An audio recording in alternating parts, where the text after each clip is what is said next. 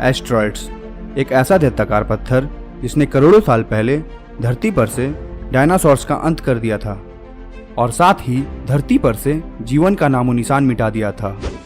और आज के समय में भी एस्टेरॉयड्स हजारों की मात्रा में धरती की तरफ आते रहते हैं। अनुमान लगाया जाता है कि इन एस्टेरॉयड्स का साइज लगभग एक कार के साइज से लेकर एक ट्रक के साइज से भी बड़ा होता है। परंतु इससे हमें डरने की कोई ज़रूरत नहीं है और इसके लिए हमें शुक्रिया करना चाहिए अपनी वायुमंडलीय परतों का, जो सदियों से इन एस्टेरॉयड्स को धरती तक पहुंचने से पहले ही खत्म कर देता है।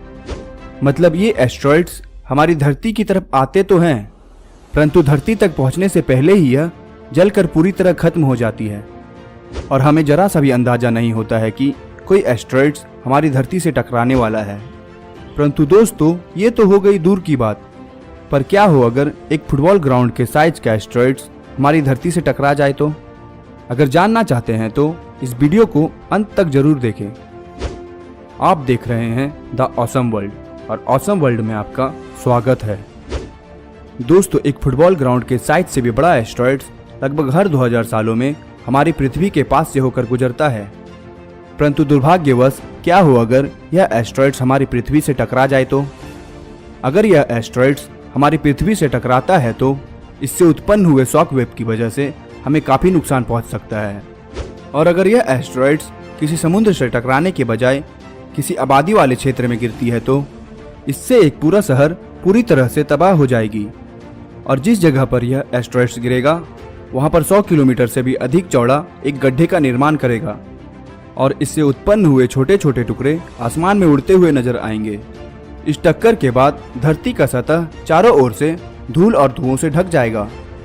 अगर यह एस्टेरॉयड्स रेडियो एक्टिव मेटल के बने हो तो आपको बता दें कि यह बाकी उल्कापिंडों से काफ़ी ज़्यादा खतरनाक होता है, क्योंकि इससे रेडिएशन का खतरा भी बना रहता है।